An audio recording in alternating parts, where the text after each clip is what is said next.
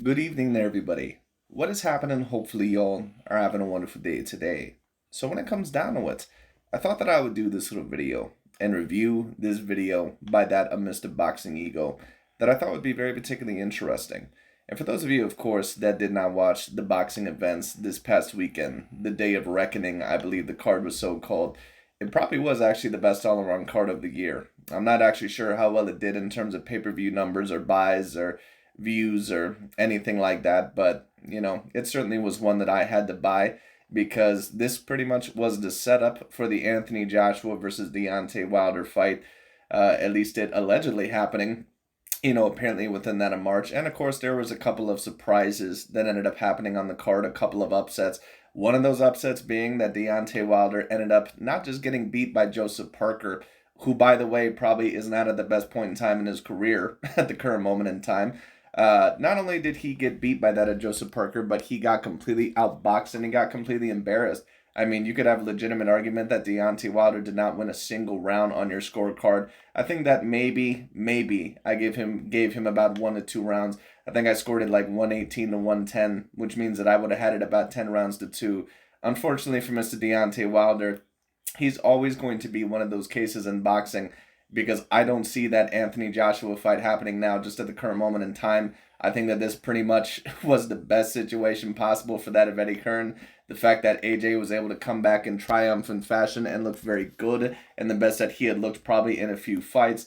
And the fact that Deontay Wilder lost to a guy that Anthony Joshua had formerly beaten and a guy that clearly, probably, was not at the best point in time in his career. The fact that he got beaten so blatantly and so clearly, Eddie Hearn, I can bet you behind the scenes or in the crowd, was probably smiling from ear to ear.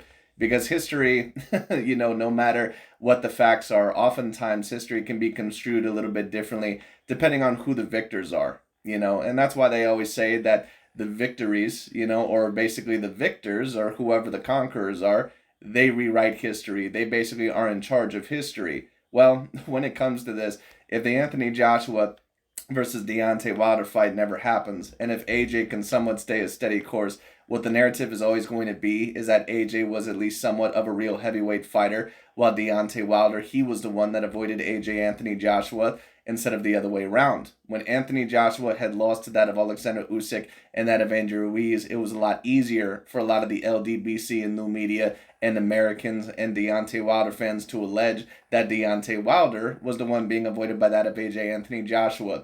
Because the reason why that is because whenever a fighter is at their lowest or whenever a fan base is at their lowest, that is the perfect time to basically throw tomatoes at their face. That is the perfect time to throw rocks basically at their glass house. That is the perfect time to do that. Well, it's going to be very difficult for Deontay Wilder fans to ever go on that narrative ever again, at least without certain people arguing against it, because now Deontay Wilder, after this fight, and you can debate whatever you want to think, but after this fight, and I stated in my fight predictions that it is important for both of these fighters to win the fight, but it is infinitely more important for Deontay Wilder to win his fight, because if he did not win this fight against a Joseph Parker that had already lost 3 times in his career and once by very dominating knockout against that of Joe Joyce just about a year ago, and this was pretty much only the second or third real fighter that he's pretty much ever fought in his career that could have been considered a championship level caliber fighter that would have been anywhere near elite or top of the heavyweight division. Had he lost this fight,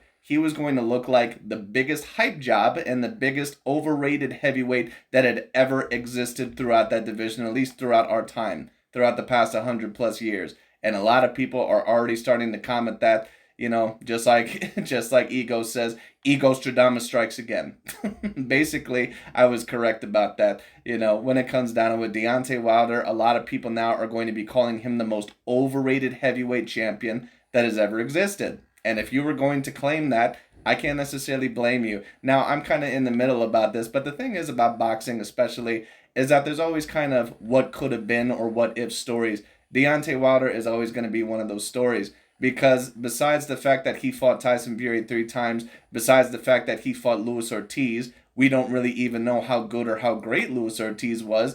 And he also fought Bermane Stiverne. Those are pretty much the only fighters that he ever fought throughout his career that were worth a damn. The fact that he only fought those guys and Anthony Joshua fought so many top tier contenders and pretty much beat them all, other than that of Alexander Usyk and Andrew Ruiz in the first fight, it's just going to look a lot worse on Deontay Wilder in terms of history. Deontay is always going to be one of those what ifs. What would have happened had he fought a Joseph Parker had they both been undefeated? What would have happened had he fought a Dillian Whyte and both of those fighters had been undefeated, or at least, at the best point in time in their career? What would have happened had he fought an Alexander Povetkin? What would have happened if he had fought some of those other guys, a Joe Joyce, something like that? The truth is about Deontay Wilder, we'll never know. And there's just certain boxers that are like that within that of the history of boxing. Edwin Valario, who of course I believe was the Venezuelan fighter that unfortunately had that tragic end. He was another what if in terms of boxing. I think Prince Nassim Hamed was a little bit of another what if in boxing. Mike Tyson is probably the biggest what if in boxing because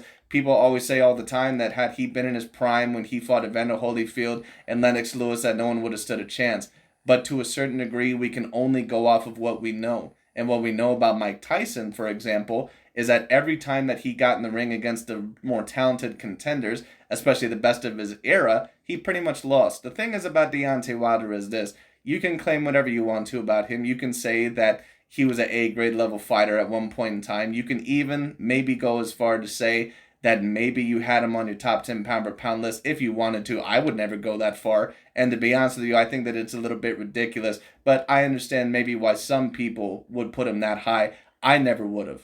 I never would have. I would have put him probably within my top 20 pound per pound. But when it comes down to it, Deontay Wilder, the thing is about him is that what I'll remember him as is probably someone that once upon a time was an A-grade level fighter, but someone that is never going to be remembered as one of the greatest heavyweights of all time. He'll be remembered as one of the most dangerous and one of the most physically gifted heavyweights of all time, but as one of the greatest heavyweights of all time, no. And even Tyson Fury and Usyk and Anthony Joshua, they could potentially be remembered as some of the greatest heavyweights of all time. Now, Usyk, I think it's a little bit too early to tell with him. Anthony Joshua, the thing is about him is that, yes, he has lost some fights, but, excuse me, at least he's beaten a lot of the top contenders of his day. He beat Joseph Parker. He beat Dillian Whyte. He beat Andrew Ruiz. He beat Alexander Povetkin. He beat that, recently, of course, of that Otto Wallin. He beat that, of Charles Martin. He's beaten a lot of decent names. And, of course, the older version of Vladimir Klitschko. Anthony Joshua, in my view, will be remembered. I don't know if he's going to be remembered as the greatest of his era. I don't think he's going to be remembered basically as a top 10 heavyweight of all time. But I already stated this. Anthony Joshua, in my view, at the very least, you could debate deserves to be remembered or debated as a top 20 heavyweight of all time. You could seriously debate it. And maybe if you were to creep him into the top 10, I don't know if I would quite go that far, but I would kind of understand it because he's beaten a lot of the great top contenders. But of course, the race is really not quite over yet because we don't really know what's going to happen in that Tyson Fury versus Alexander Usyk fight. I don't really know where Tyson Fury is even at this point in time in his career because of those wars that he had with Deontay Wilder, and he did not look very sharp in his last fight against that of Francis Ngannou. So we'll see what ends up happening. But anyways, Boxing Ego is going to talk about it. Let's tune in.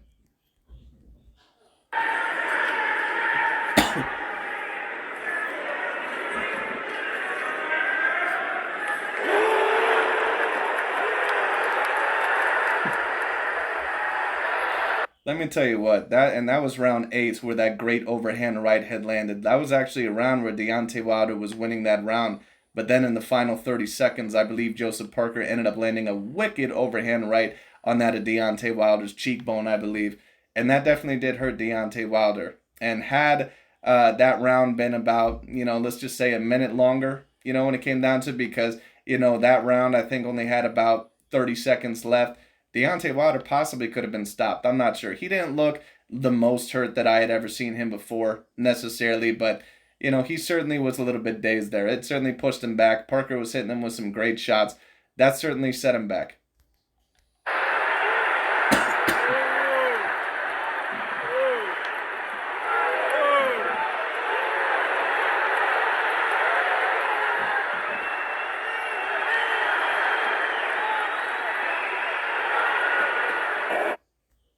What up, Fight World? It's your boy Ego, and I'm back with some more boxing. Come in, subscribe. Deontay the Bronze Bomber Wilder from, oh my God, Tuscaloosa, Alabama. Now, the LDBC and new media, what I basically see coming here is that they're going to do one of two things here. And what they're going to do is that they're pretty much either going to allege either A, that Deontay Wilder was nowhere near the same fighter that he once was because of the cheating Tyson Fury and all this other stuff. And, you know, he pretty much was done. And in his prime, he would have beat AJ and Fury and all these other stuff had Fury not cheated. They're either going to do that, or B, what they're going to do is claim that Deontay Wilder never really was that great in the first place, and they're going to leave him behind. And the reason why they're going to do that is so Tyson Fury's legacy does not get remembered, just in case he does beat Usyk and possibly even Anthony Joshua. That way they can claim that they're never going to put him as the greatest of all time. So they're either going to do one or two of those things. To this day, it was not his night. He was upset by none other than former champion Joseph Parker. That's right, former champion Joseph Parker. Joseph Parker that had been knocked out just a year ago. Joseph Parker that had suffered losses to Dillian White, Anthony Joshua, and Joe Joyce, and had been knocked out in brutal fashion against that of Joe Joyce just a year ago. Yes, he was upset by that version of Joseph Parker. Not the great up-and-coming version of Joseph Parker. Now, a Joseph Parker that debatably had the best performance of his career, if you want to argue that, you know, if you want to put that out there, you know, but not a Joseph Parker that would have been a guy that is one of the top 5 heavyweights in the world. At least I would not put him there. Because when we talk about Joseph Parker, and a lot of people may say, well, that's not fair, he just had a great performance. Okay, well, here's my question. The best version of Tyson Fury, Alexander Usyk, do we think that Joseph Parker beats either of those fighters? I don't think Joseph Parker beats either of those fighters. Not the best version of those fighters. Now, if Tyson Fury clearly is not the same version of himself, then maybe I could see Joseph Parker possibly getting a maybe. You know, but the best version of Tyson Fury, do I see that happening? No. You know, do I see him beating Usyk? No, I do not. You know, do I see him beating that of Filip Hrgović? I'm not so sure about that. Do I see him beating Anthony Joshua? I'm not so sure about that. You know, maybe, but I'm not so sure. You know, and then you're talking about Andrew Ruiz, and you're talking about Dillian White, you're talking about some other guys there. Even Joe Joyce or, you know, that big Chinese man Zhang. Does he potentially beat any of those guys? I'm not sure. He can maybe beat some of them. I'm not saying that it's impossible. I don't really know how much confidence Joseph Parker will have off of this win. I'm sure that it's a big confidence booster, you know, when it comes down to it, but who knows? So my point being is this. This was not definitely the best version of Joseph Parker, and I'm not going to say that it was the best version of Deontay Wilder either, but had Deontay Wilder been the fighter that a lot of his fans always claim that he was, and he was supposed to be in the better position than that of Joseph Parker, he definitely should have won this fight or at least done better. I mean, really, this performance was absolutely embarrassing, and I don't like to kick a man when he's down necessarily, but I am very brutally honest. The fact that Deontay Wilder debatably lost every single round in the fight, I mean, Lord. I'm going to take some time. And keep in mind that all these LDBC and new media channels, keep in mind that they're doing this Deontay Wilder breakdown, and they did the live stream when Deontay Wilder was fighting. They did not do it for Anthony Joshua. They did not do it for Anthony Joshua. So I tell people all the time when it comes down to it, all these LDBC and new media channels they're an American pro-black cult. That's all they are. They're an American overall, basically, new version of old media. That's why they call themselves new media. The reason why they call themselves new media is not overall because they want to separate themselves from them, but because they want to be the pro-American black cult version of that of old media. And you'll see that through their actions. Because Boxing Ego, you know, for always saying this about his favorite fighters when they lose, oh, well, I want to give them their flowers. Where's Anthony Joshua's flowers? Where's Anthony Joshua's flowers? How come you haven't done videos or reviews about Anthony Joshua's performances, you know, praising him for coming back in a very good way, and you couldn't even finish your live stream? No, you couldn't even finish your live stream for that main fight. How about that? What we're going to talk about in this video. Yeah. Last night, or I wouldn't even say night because it came on in Saudi Arabia, and the time for me was definitely not night. The fight came on at like 2:30 p.m. Kind of weird. But I did watch the fight. Deontay Wilder was upset by Joseph Parker. Now, before I get started, in the realest full fight breakdown that you'll find on YouTube, I gotta start with this. I gotta say this. Every time in the videos I've made since it's happened, that I'm saying that the fight with Joseph Parker was an upset, you do have a section of comments who say, oh, no, Ego, this wasn't no upset. Everybody knew.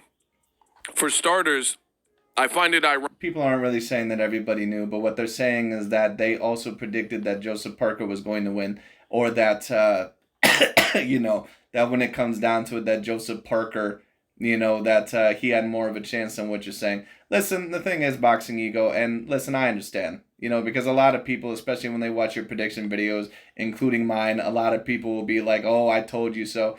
I really don't mind when people get a little bit braggadocious, if I end up getting a prediction wrong. This was actually one of the predictions that I ended up getting incorrect. I really don't mind it that much, because if you've seen something that I did not see, I really don't have a problem with you. I mean, of course, I'm not a fan of being super brash or, inappropriate or, unnecessarily jerkish or anything like that. But at the end of the day, if you've seen something that I did not see, then that's good on you. I'm a person that usually gets about at least a good 75 to 85%, if not even 90, percent of my boxing predictions correct. But let me tell you what, there was a lot of surprises this year. But the reason why that is because most boxing fights really aren't that hard to predict. And the reason why that is, especially in today's times, just a lot of the bigger fights, sometimes it's very hard for them to happen. The reason why there were so many surprises this year, or at least some surprises for me, is because, once again, there was just so many fights that happened this year that would have not happened in a whole lot of other years. The fact that Inoue just completely dominated Stephon Fulton and it wasn't even close, that was a slight surprise for me. Once again, I was not surprised that he won, but the fact that it was so dominant, especially him being the smaller man against Stephon Fulton, I definitely was surprised a little bit. The fact that Crawford just beat Errol Spence Jr. around the ring like he was a toddler, I was a little bit surprised. The fact that Teofimo Lopez, I'm not really shocked that he was able to beat Josh Taylor, but the fact that he also in the second half, when it comes down to it, the fact that he basically was able to beat down Josh Taylor, that surprised me a little bit. Now, of course, that also could have been, due to the year layoff, but once again, there was just a lot of surprises this year. This one surprised me a little bit as well, but like I said, I'm not really shocked by it because I would have not been shocked had either of those fighters lost their fight. And very funny that in the world of boxing, seemingly everybody knew after the fact. Once the outcome is... Well, listen, what I'm going to tell you this, Boxing Ego, and Boxing Ego, I don't mind him as a channel. I actually think that he has a decent channel. But the thing is, Boxing Ego, is that sometimes if you're going to claim certain things, and I'm not saying that I never do this as well, if you're going to claim certain things about overall, I know boxing, and a lot of y'all bitches don't know shit about boxing, listen. And on top of that, you have a lot of biasness, and you clearly have a lot of racial bias at times, or just a clear biasness in a lot of your commentary. You have to expect certain people to come back at you sometimes in a certain way. Especially if you're going to be very braggadocious and call yourself Egostradamus and all this other stuff, you have to assume that certain people are going to come back at you in a certain way. There's even certain people that come back at me in a certain way, but I don't worry about it that much because I find myself to be a very logical person, and every prediction that I also make, there's usually a major reason behind it. But, everyone really gets surprised here and there. It's just going to happen. And especially because so many big fights ended up happening this year. Even the predictions that I ended up getting correct, I kind of was a little bit surprised on some of them. Like the David Benavidez versus Demetrius Andrade fight. Like the fact that Andrade only lasted 6 rounds. I mean, I really couldn't believe it. And there were some other fights that I predicted as well, that I was a little bit surprised on. I can't really remember, which ones they were. But there was just a lot of surprises this year. Rendered, the world gets to see an actual end result, a conclusion. Now everybody knew that was going to happen. You didn't see a lot of these people in the comment section, all in the video, dancing, and putting out these full fight predictions. But then, oh my... Well, let me ask you something, Mr. Ego. Do you really put out a whole lot of fight predictions as well, sir? Because let's be real. A lot of the times when I watch your videos, I don't really see a confirmed prediction from you. I just see about several different outcomes that could possibly happen. And then when one of those outcomes happen, you say overall that, oh, I told you guys and all this other stuff. Now, there's certain times where he will put his foot down. He will put his money where his mouth is, and he'll say, I predict this. Like, he predicted Wilder to beat Tyson Fury. He did this. So I give him that amount of credit, but there's also a lot of times where ego, he'll say these things could happen, these things could happen, and then and then one of them happens, and he says, "Oh, I told you guys." Ego Stradamus. So listen, and I don't mind it, to be honest. I don't mind ego's energy, all the way. But if you're going to talk like that, you have to assume at times that some people are going to come at you. Gosh, after it happens, everybody knew. So regarding the Let me just tell you what personally surprised me a little bit in the fight. The fact that Deontay Wilder really did not throw a whole lot throughout the fight, that surprised me a little bit. I can't necessarily say that I'm shell-shocked by it, because Wilder's always had a little bit of an issue clearly getting his punches in there. He's never really been a super elite counter puncher, he's just never really been a super elite fighter to begin with. His skill set, in my view, has always debatably been, a B to C grade skill set. You could just always debate that. But, and don't get me wrong, there's been A grade level fighters in the past to where they didn't necessarily have an A grade skill set, but they were A grade because of their pure athleticism. Like, when you take a look at George Foreman was not an A plus skilled heavyweight. He was not an A grade skilled heavyweight. You take a look at George Foreman against Muhammad Ali. It looks like a 4-year-old, trying to fight another 4-year-old trying to get his juice box. George Foreman, for example, and this is why I've always compared Deontay Wilder to George Foreman, they're pretty much the exact same fighter. They fight a little bit different, but they're both brawlers. They're both plan A guys. And if you get past that plan A or those, couple plans of attacks, they don't really have anything after that.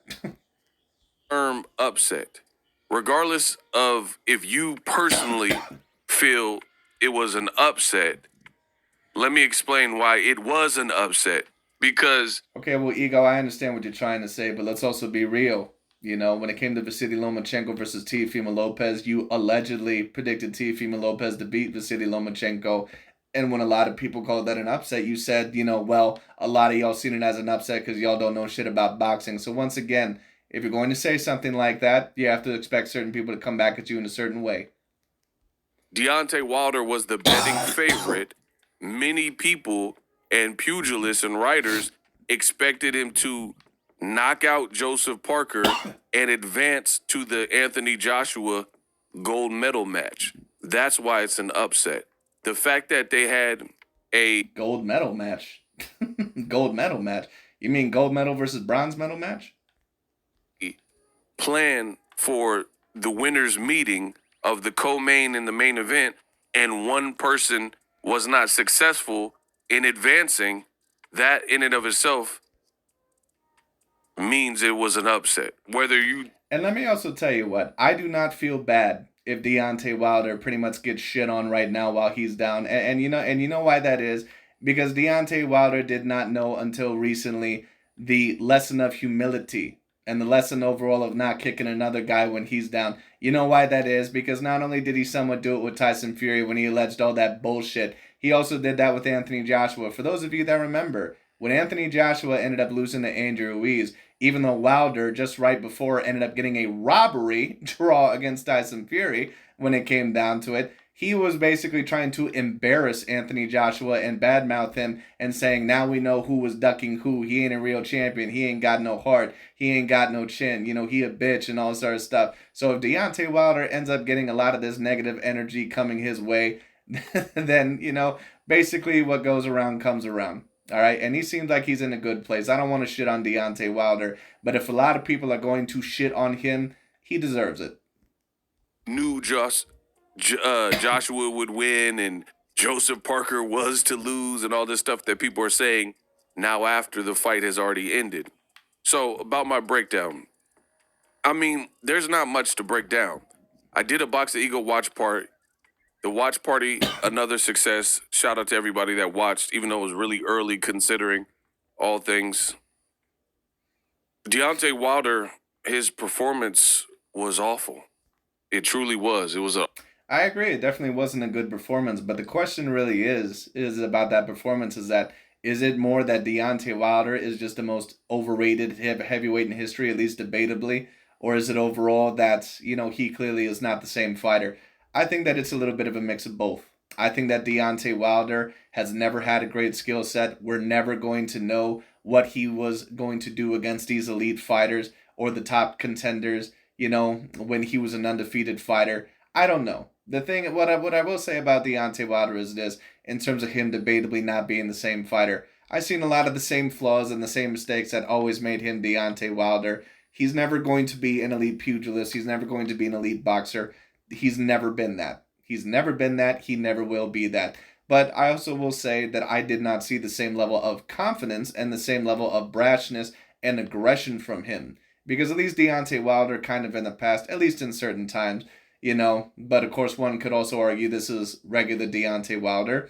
At least in certain times, I've seen a little bit more aggression, but it's also a little bit hard to judge because against Tyson Fury, for example, in the first fight, when Fury really wasn't being super aggressive, but was just pretty much hitting him and, throwing more and being more offensive than Wilder, he really barely threw in that fight. So I don't really know overall 100%, what pinpoints it here. That's why I say I think it's a little bit of a mix of both.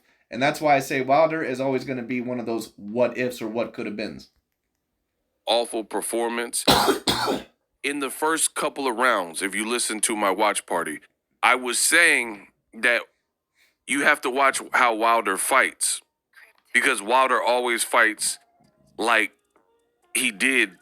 There's other fights that I've seen where Deontay Wilder had a slow start, right? He's calculating data. He's letting his opponent, move around, get some jabs off and stuff like that. I didn't have a problem with it. When it became rounds 4, rounds 5, and beyond, that's when I had a problem with it because in boxing, you don't want to give up a bunch of rounds consecutively and just hope for this home run knockout. I mean, that's just not a... That's what Deontay Wilder has always done. And this is the problem. After those Fury fights, it's very clear in my view that Wilder, he doesn't have the same level of confidence, and he's also trying to adjust his game. And when it comes to Deontay Wilder, and I know some people might say, well, you criticized Deontay Wilder in the past for not being so skilled, so, are we really going to criticize him for trying to adjust his game? And I understand that point to a degree, but at the end of the day, when it comes to Deontay Wilder or someone like his style, it's almost kind of like, like if you were to take a look at Rolly Romero right now, he could kind of maybe try to adjust because he's a very young fighter. But if you take a look at Rolly Romero, and if he was like 35 or something like that, at the end of the day, you can make some slight adjustments. But if you're in a very big fight that's going to lead to a mega fight between you and Anthony Joshua, you're going to have to do, especially against an opponent like Joseph Parker, you're going to have to do what brought you to the dance in the first place. And what brings Deontay Wilder home, what brings him the wins, is being aggressive, is being confident, and basically trying to intimidate people with his power, not by trying to be a technical boxer on the back foot. He's never been that. Good strategy to implore in the world of boxing. I said this live in real time, witty, on my watch party. Again, shout out to everybody who participated in that. And I said that at the end of the day, it would be analogous to a baseball player, and let's say Randy Johnson is on the mound or Roger Clemens or whoever, right? And you're waiting for the perfect pitch, right? This inning goes by, the first inning, the second inning. Meanwhile, you keep getting struck out. You're getting struck out time and time again, and the innings, and you're all the way to the 6th inning, the 7th inning. Now is almost do or die because this perfect pitch hasn't come. That's exactly what I seen in this fight is somebody, I don't know if they were trying to have a highlight reel knockout or, this highlight reel home run derby, grand slam type of... I think personally that Deontay Wilder, I think that he was trying to make some adjustments, and I think that he was trying to show off a little bit of his new technical abilities, at least certain technical abilities that he thought that he had learned. And I've seen some improvements, but the problem is that you have to be intelligent enough as a fighter to realize that, okay, you know what, I'm going to have to turn on the gas here. The problem is with Deontay Wilder also as well is that he has a very poor boxing IQ. He's always had a very bad boxing IQ, but because he's one of the hardest hitters in the history of boxing, and because he's a phenomenal athlete, he's always been able to get away with it. Performance, But when you wait instead of working and, keeping your hands busy and working and shooting your shots, waiting for that home run, what you'll find in many cases, the home run, aka the knockout, it simply doesn't come. And that's exactly what happened. Fair play, credit to Joseph Parker. Many people counted him out, and I didn't count out either Otto Wallin or that of Joseph Parker. I didn't count out either of those fighters. I had just predicted for both of them to lose. I think that in my fight prediction, I said that I gave Joseph Parker about a 30% chance, which is a pretty good chance. It's not, it certainly means that you wouldn't be my favorite to win the fight, but I still gave him about a 30% chance. He's an experienced fighter. He's been in the ring against champions. He was a former champion himself. I was just a little bit surprised that a guy that pretty much had lost almost every big fight in his career had just put on such a dominant performance against a guy that has as hard a hands as what Wilder does, or at least as hard of a right hand as what he does. Someone who's 6'7" and someone that has an 83-inch arm reach. Wilder really should have tried to establish his reach. He really should have thrown to the body early, in my view, and really just tried to get that right hand in there. But he just was very visibly uncomfortable. Prevailed. He boxed smartly.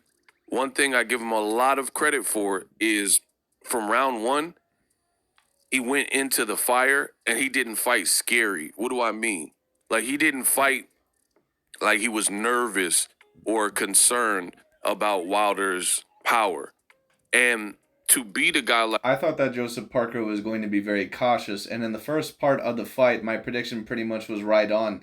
But the reason why it didn't matter is because Deontay Wilder was even more cautious than that of Joseph Parker. And that surprised me a little bit. I thought that Joseph Parker, I knew that he was probably going to take some rounds, but I thought that Joseph Parker was going to be a little bit too cautious, especially in the early part of the fight.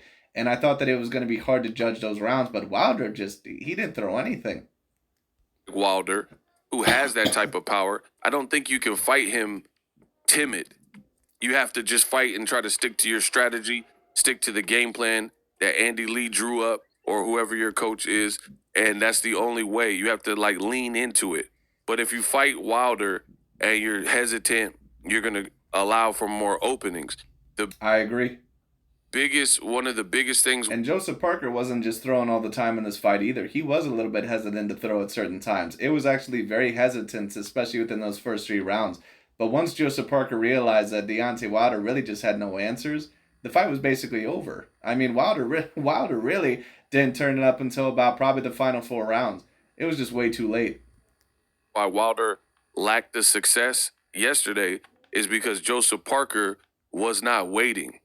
Wilder was, and Parker wasn't. So, had Deontay Wilder thrown, I think that he could have possibly been victorious, or, I think that he would have done a lot better in the fight. Joseph Parker at times also has a little bit of a problem of being a little bit too cautious, depending on the opponent that he's fighting. I think that that's a part of the reason why he lost the Anthony Joshua fight. But at the end of the day, Wilder was even more cautious than that of Joseph Parker. Way more cautious than that of Joseph Parker. And that's what ended up losing him this fight. Joseph Parker, he was getting off with his punches, working, jabbing, throwing these monstrous, overhand rights. Some of them early weren't landing, but then in one of those middle rounds, he clipped Wilder. It was the 8th round. So it was like the middle to late rounds, the round right before pretty much the last 4 rounds. That shot hurt. And that was a very important moment for Joseph Parker. Let me also give him credit for that, because that was a round where Wilder was starting to turn it around. And had Joseph Parker not had the courage and the cojones overall to throw back at Wilder and really try to hurt him, when it came down to it, had he not had the courage, Wilder could have potentially turned it around. Who knows? Because Wilder had his hands insanely low. Because Wilder, in my view, was winning that 8th round until, or it was very close, until that overhand right clipped Deontay Wilder. Then, that pretty much gave Joseph Parker momentum for the next couple rounds. We've seen in the past. And here's the thing. We've seen Wilder with certain flaws in his game and his arsenal, but he has a lot of flaws. And that's the problem about Deontay Wilder. He doesn't just have 1 or 2 flaws. He has about a dozen flaws. His feet were never really great. They've improved a little bit, but his feet have never been great. He does not have good head movement. He basically has no defense to speak of when it comes down to it. He doesn't have a good inside game. Deontay Wilder is pretty much a guy that, he's pretty much has the skill set of a beginner level boxer. He's a guy that can only fight. And what do I mean by that? It's almost like a guy that is sparring in the gym for the first time, or some guy that you see has relative talent, but had never really sparred or been in a real great sparring match against guys that were going to give them a great problem on the inside. Wilder has very little inside game. Very little inside game. Almost no inside game whatsoever. He only has that mid-range to long-range game, basically meaning that he can get away with that a lot of the times because he's 6'7" with the 83-inch arm reach. But when you get in there against the better guys or lengthier guys, like that against Tyson Fury, who also know what they're doing, it's going to be harder to do that. That's why also against lengthier guys, Deontay's always had a problem with them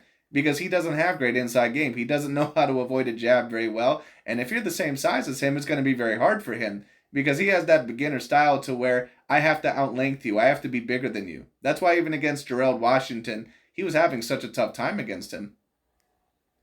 It was never put on display quite like that. It was never put on display quite like that, where it was like, because despite the flaws or shortcomings or like weaknesses or whatnot that Wilder has displayed, he's always looked insanely dangerous. But for this fight, for whatever reason, and I have a theory, and I'm going to save my theory because I just want to break down the video in this video. I will do that video if the fans want it.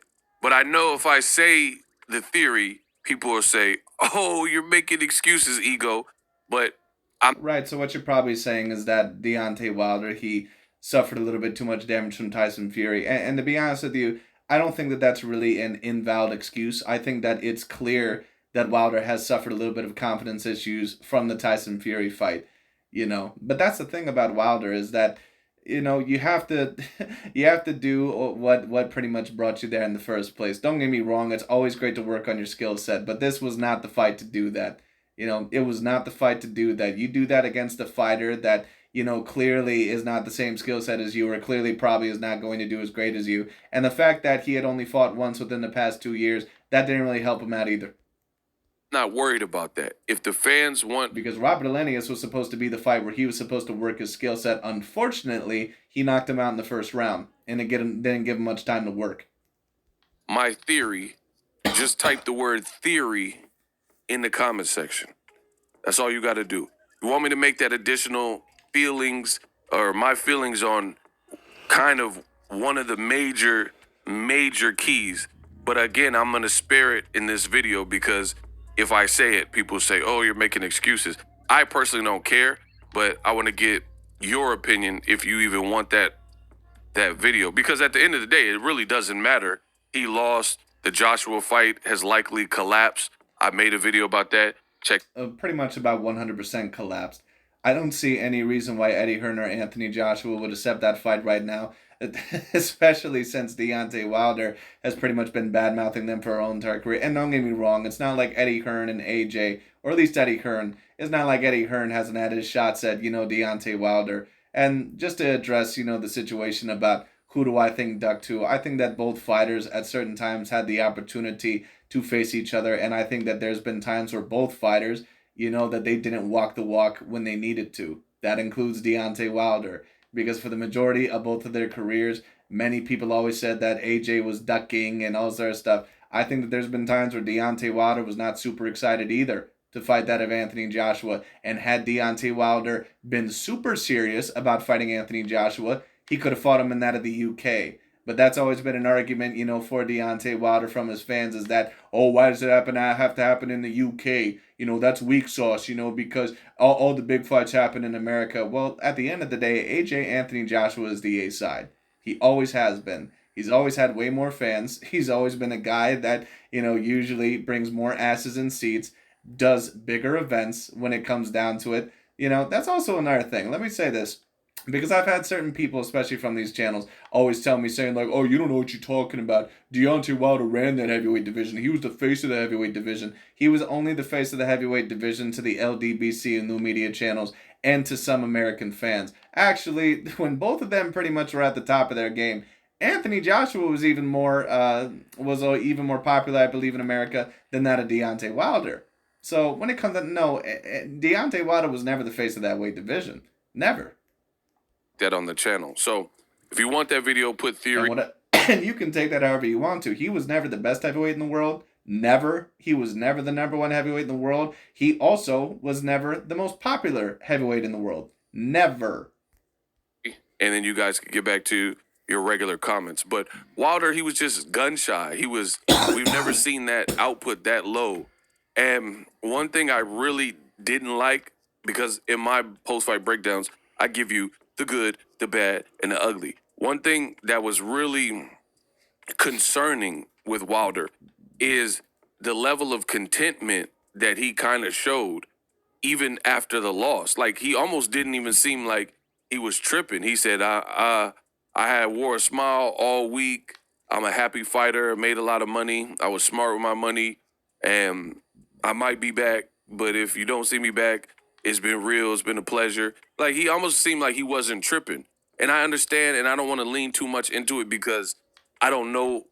I know the emotion. Well, you called Lyndon Arthur soft apparently for losing to Dimitri Bivol and not being too sad about it. Why don't you state the same thing about Deontay Wilder? Why don't you call him soft? Why don't you call him weak mentally? Why don't you call him soft? Are like free flowing, so we don't really know exactly how you're. And do I really read much into that? I don't really read much into it. What that basically tells me is that either A, you know what fighter you are, and you know that you're not the best in that weight division, which really, to me, in my view, is not really that big of a deal. Yes, me as a competitor myself, I would probably be a little bit more angry at myself. But there's, to be honest with you, even me as a very fierce competitor is what I am, depending on what I'm doing. There's just certain guys that you get in the ring with, or there's certain guys that you compete against in whatever profession it is, and you say, wow, like, I know that I'm good at my profession, or I know that I'm very good at this, but this dude is just on a whole nother level. That's why I was never mad at certain fighters like Nicholas Walters for quitting against that of Vasily Lomachenko. Because yes, that was supposed to be a fight where Nicholas Walters was putting it all on the line. But to be honest, I think that he did. Sometimes you're just getting your ass kicked so bad against a fighter where you're like, Jesus Christ, like there's just literally nothing I can do against this guy. I can't hit him.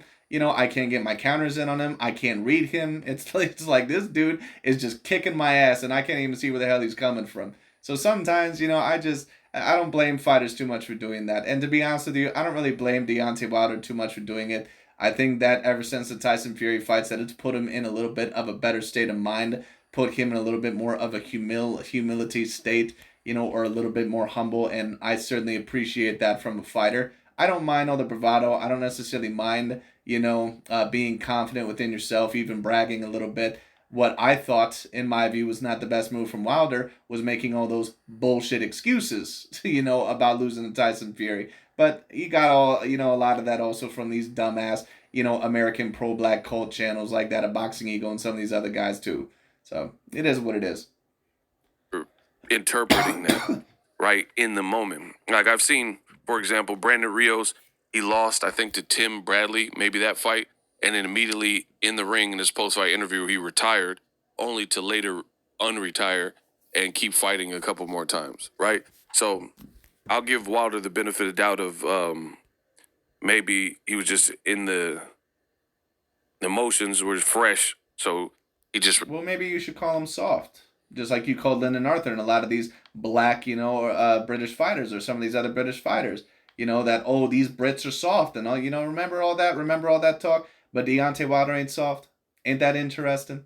Now personally coming from my, logical view, I don't really care when a fighter says that because in my view, once again, it says either one of two things. It just says that, either that man was better or, you're not trying to really trip over it anyway. And Deontay Wilder, I think he's been a lot throughout these past few years, ever since the Tyson Fury losses. And I think that he's matured a little bit as a person. Unfortunately, it took 2 very brutal ass whoopings from that of Tyson Fury for him to finally realize a little bit of reality, but it is what it is.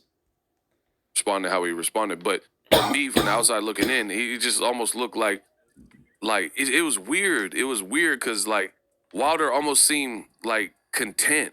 Wilder almost seemed like domesticated, and I don't think these are the traits. Once a fighter like that especially loses overall the first fight of their career, they become a little bit more like that because they almost kind of have to do that just so they don't go insane, or they just might realize and say, you know what, I've been in a position where a lot of people are never going to be. I was once upon a time heavyweight champion of the world. I was one of the top 2 to top 3 heavyweights of my era. I ended up losing in very bad fashion. Yes, that's true, against that of Tyson Fury, and I ended up losing this. But you know what?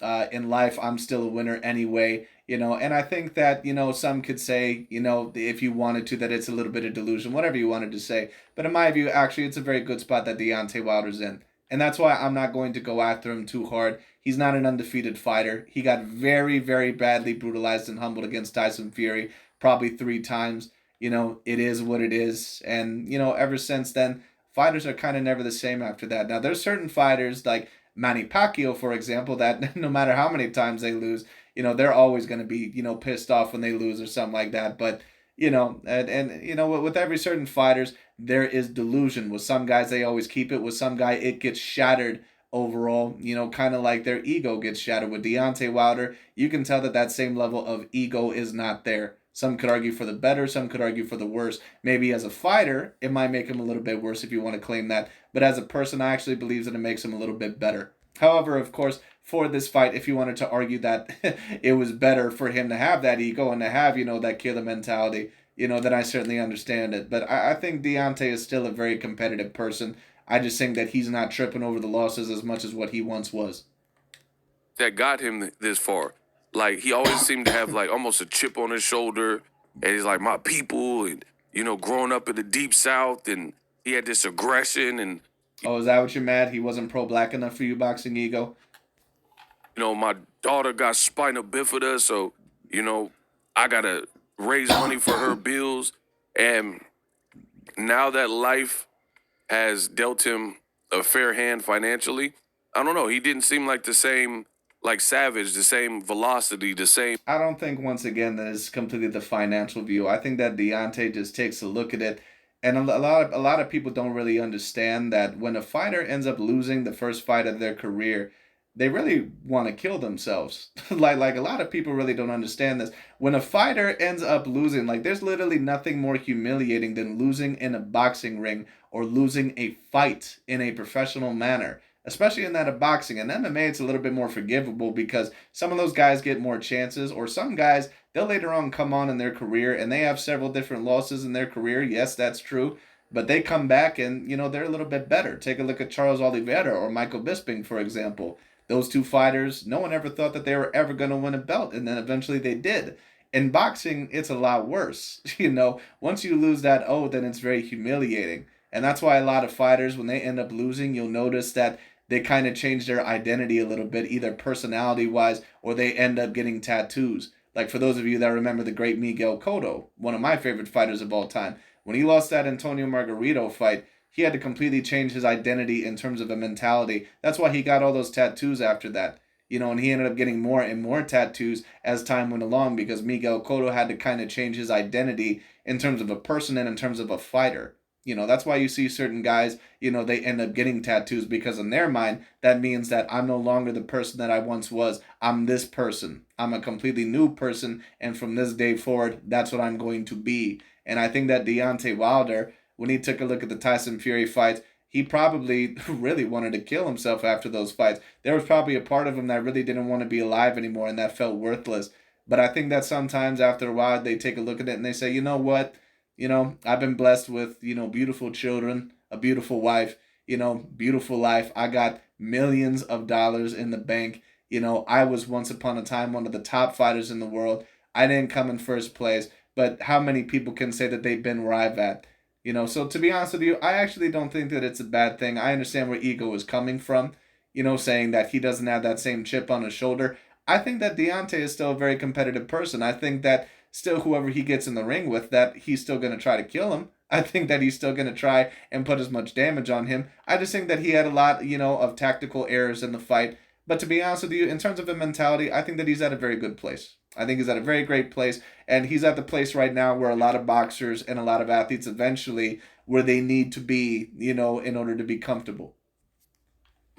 Intensity that we've seen in the past. And that, if you take away that from the formula, then that could alter the athlete. Like, for example, if we're talking about basketball, and you take away the energy and speed of AI, Allen Iverson, then he's not the most overrated basketball player, by the way, of the past 30 plus years. Allen Iverson, the most overrated basketball player by his fans of the past 30 plus years. Not even a close second.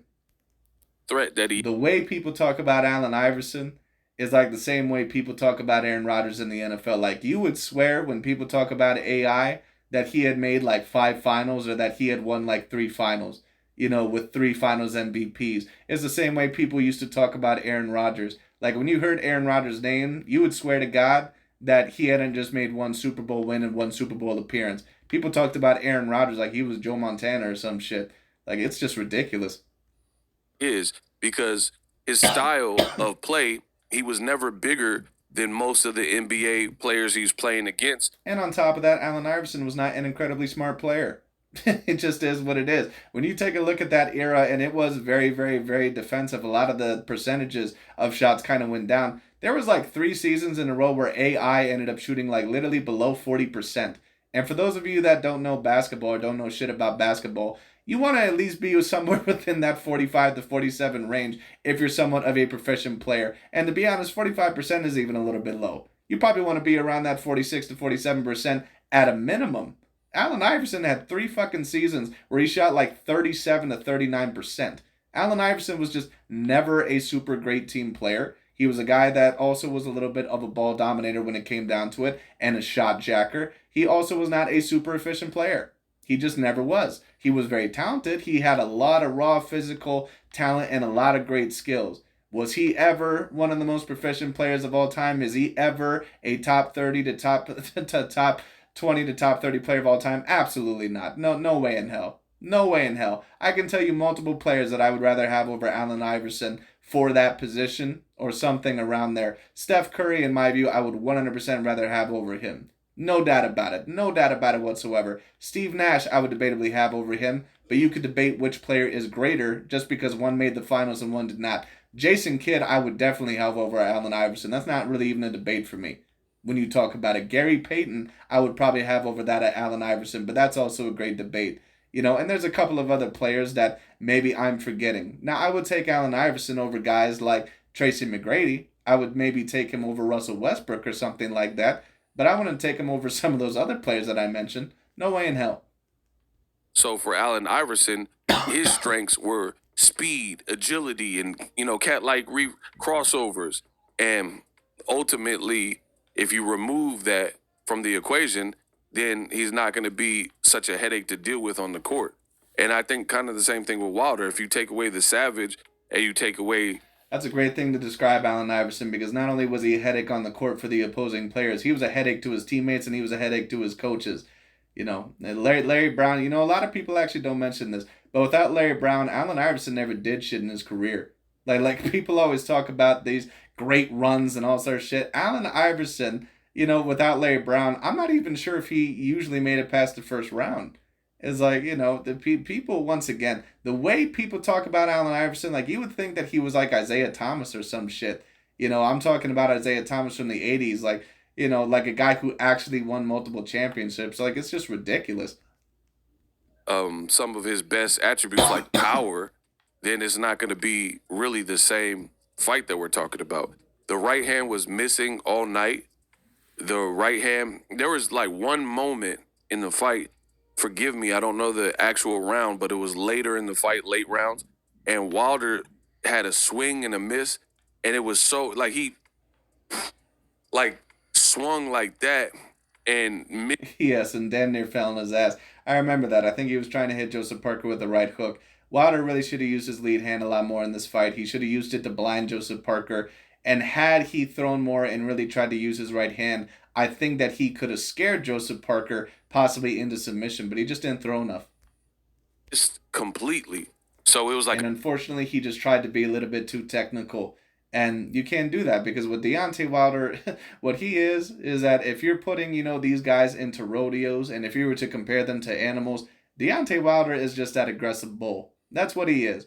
Fantastic, overall to watch when it comes down to it. He, at times, can be the main reason why you come to the show, because everyone wants to see the bulls, You know, they want to see the Cowboys on the Bulls and everyone get bucked off and everything like that because they just have this immense power. But they're never going to have the grace, overall, or the, same intelligence as what the stallions do, as what the horses do when they do the tricks where they run around barrels or, where they're able to rope, cattle or anything like that. That's what Deontay Wilder is.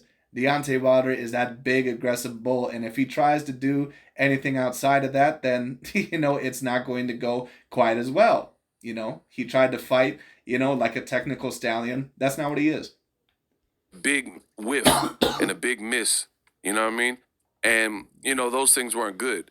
Wilder did show some character, but it was far too late. It was in the 12th round. He looked like he was like walking forward. There was a bit more sense of urgency, but it was similar to Tyson Fury versus Klitschko in terms of you can't give up so many early rounds. So Klitschko almost gave up every round against Tyson Fury, so it really not even the early rounds. Klitschko, I think, won maybe about 3 rounds in that fight. He really did nothing in that fight. many early rounds and then try to come on strong in the final round because at this point, Joseph Parker just needs to stay awake and on his feet to beat you, to win. So it was really a bizarre performance from Wilder. I don't know what went on there. The other thing that I will talk about, the ugly, is a lot of people are now using this opportunity to try to bash Wilder and talk about the past and things like that. And that's really senseless because the same It's really senseless, right? So let's talk about that as well, the same way. And I knew that he was going to do this. Let's also talk about, because you also tried to bring down Anthony Joshua, say that he had no heart, that these British fighters are weak, blah, blah, blah. Don't be a hypocrite, Ego. At the end of the day, I wouldn't mind if you just never try to tear down these fighters, but you do. You tear down Canelo, you tore down Anthony Joshua basically for his whole entire career. Let's stop the bullshit. people And you did not even have the respect. You did not even have the decency to talk about Anthony Joshua's fight in a review. You overall had the disrespect to just talk about and stream about Deontay Wilder and didn't even talk about AJ Anthony Joshua. are now using triangle theories like, oh, Ego, I told you he can't beat Anthony Joshua. Anthony Joshua Well, that's pretty much what it looks like, don't it? beat Joseph Parker. He himself never beat Wilder because they never fought. Now you can make your predictions on how Wilder looked and how Joshua looked if they were to now fight, but that's not the conversation that was being had years ago when I wanted to see them fight, right? So it's so funny. Well, the truth is that we're never really going to know what would have happened in that fight. There's been times where I predicted AJ to win that fight. There's been times where I predicted Wilder to win that fight. The truth is that the best version of both fighters, we're just really going to never know. I'm not really sure who would have won that fight because Deontay Wilder, he certainly has the power to always hurt AJ Anthony Joshua at any time, but AJ also has the power to hurt Deontay Wilder at any time. And it's clear that AJ is more skilled than that of Deontay Wilder, probably by at least a good 20% when it comes down to it, if not even a little bit more. And then on top of that, if he traps Deontay Wilder in the corner, what is Deontay Wilder really going to be willing to do? Because he doesn't have any game outside of the mid-range and the long range. To see how people in boxing frequently and purposefully lack context. They lack context and don't put things in perspective and then try to Right, and at times you don't either. hold you to something that was stated in real time, but they'll wait 3-4 years. I wanted to see Joshua and Wilder when they were both undefeated champions. So anything that I said at that time doesn't mean it's going to hold true in terms of who I think will win or I was proven wrong because Wilder's now losing to Joseph Parker. That's a triangle theory, and that simply doesn't work. And you can't go back in time. Well, what I'll tell you is this. If both of those fighters were to fight now, as long as Anthony Joshua fights with decent confidence, he would probably knock Deontay Wilder out. Just taking a look at it. I mean, maybe Wilder would have more confidence and maybe he'd do it a little bit better against AJ, but I mean, if he's that cautious against Anthony Joshua, Joshua's going to knock him out. And manifest a fight at a previous time. So it really spells nothing. And to all the triangle theory people who are now saying, oh, I told you, Ego, Joshua would beat Wilder because Joseph Parker beat him, then let's try this. How come those same people are not willing to say Errol Spence would have beat the out of Manny Pacquiao? I want to blah blah blah blah. Because guess what? Manny Pacquiao got retired by your Dennis Ugas of Cuba and couldn't beat your Dennis Ugas. Errol Spence had to pull out the Pacquiao fight. Ugas got the fight. I do so and agree with you, Mr. Boxing Ego, on your point. I don't completely disagree with you. Triangle theories are not the best way to determine who is going to win a fight. But if we also are going to put context behind that situation, Manny Pacquiao was completely washed up against that of Yordenis Ugas. He had no legs whatsoever. He had no leg movement whatsoever. His legs were completely done. He might as well overall been 57 in that fight because he was done. He was done. All right, D-U-N. When it comes out, he was done. All right? So when it comes down to it, he was done in that fight. Now, Wilder, the thing is about him is that I think that he's pretty much done as a fighter, but it's just hard to tell because I don't really know if that was the best version of Wilder or not. It's hard to tell because he never got in the ring with anyone really. But I'm also going to say that I think that this probably was a diminished version of Wilder. I don't think that it was a Wilder that, was completely washed, but I think that it was a Wilder that was a little bit different. Guys beat the brakes off of Manny Pacquiao. Doo, doo, doo, doo, doo. But then, after that great, brilliant performance by Ugas, Errol Spence beat the brakes off of Ugas. So if we're going to play the triangle theory game with Joshua and Wilder and Parker, because now they're all mutual opponents, how come the same people won't say that Errol Spence would have destroyed Manny Pacquiao? Because he destroyed Ugas. And I somewhat agree with that, Mr. Ego. I don't really have a problem with that point. I don't think that that's your worst point. Who beat Pacquiao. So how can we not keep it the same? Or I'll raise you this. Mario Barrios then went to beat Ugas. So if Ugas got beat by Barrios after Errol, because Errol destroyed his eye and then Barrios, re-aggravated that, then are we going to now say that Mario Barrios would definitely beat Manny Pacquiao? Of course not, because these triangle theories. I understand what you're trying to say, but if we're also putting in the context, the problem also with that is that Yordenis Ugas and Manny Pacquiao, when they lost those fights, they were done. They were literally shattered. They had nothing left. The thing is about Deontay Wilder is that he did have a little bit of something within him left. He was still looked at as one of the top heavyweights in the world. Now, after this, he's probably going to be done, but we'll see. But I don't completely disagree with Boxing Ego's point. However, what I will say is this. Whether you think Wilder would have beaten AJ Anthony Joshua or not, I don't think that there's any debate about it anymore, about who the greater and who the better fighter is. I think it has to be AJ Anthony Joshua. And we can, go around, what ifs, and had they fought in their primes all we want to. We can go by that all we want to, but at the end, but like I say, that's why I call those arguments the Mike Tyson syndrome. Because people say that about Mike Tyson all the time. Oh, had he fought Evander Holyfield and Lennox Lewis, during his heydays with, his main coach, then, he would have beat those guys, right? But it never happened. So at the end of the day, Wilder, in my view, once upon a time, what he was an A-grade level fighter. He was one of the top 2, at best, heavyweights in the world. Probably more than likely one of the top 3. He was never the face of the division. He was never the best heavyweight in the world. He got close, at least to being the best heavyweight in the world or the number 1 ranked, but it never happened. Stupid. So that's why it just proves the only thing triangles theories prove is that you're a casual fan. It sounds utterly ridiculous to suggest it's not a mathematical equation, 2 plus 2 or 2 times 3 equals blah, blah, blah, right? You're not going to be able to work boxing like that. Oh, this guy beat this guy, so this guy. There you have the different timings, different camps, different trainers, different places in their career, different weights in some of these occasions, right? It's just too many things to factor in. But that's my little ego rant. Deontay Wilder, he definitely looked beatable. And I'll be real with you. Looked beatable? Looked beatable? He got his ass kicked in the fight. That's more than looking beatable. It's not even so much Joseph Parker was doing this Roy Jones level dynamic, dazzling thing. It was a lot of it had to do with what Wilder couldn't do and wasn't doing. I agree with that.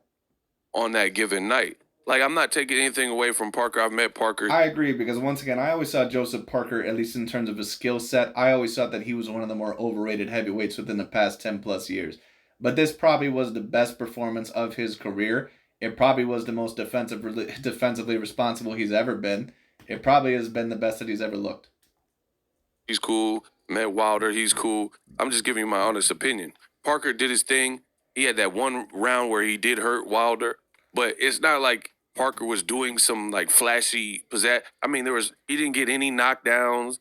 He didn't knock him out. He couldn't finish the job, things like that. So a lot of it had to do with how poorly Wilder was executing in the timeline.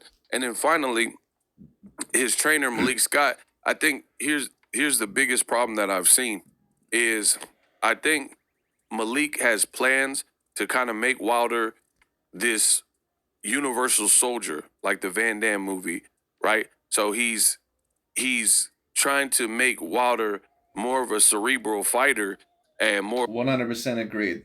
And that's the same thing that I said. I pretty much caught that immediately. Once again, I agree. And once again, it's like and I'm not trying to compare people to animals here or degrade them in any way, but like I said, for those of you that are ever familiar with rodeos, you have your very aggressive bulls. Basically each and every single one of the animals at the rodeo, they all play their part. It's very much like boxing, or if you want to compare them to apex predators. Not every predator hunts the same. What Deontay Wilder is that he's basically a rhino. And a rhinoceros is not really a predator, but you know what I mean. He's just gonna come for the kill. He's gonna charge you.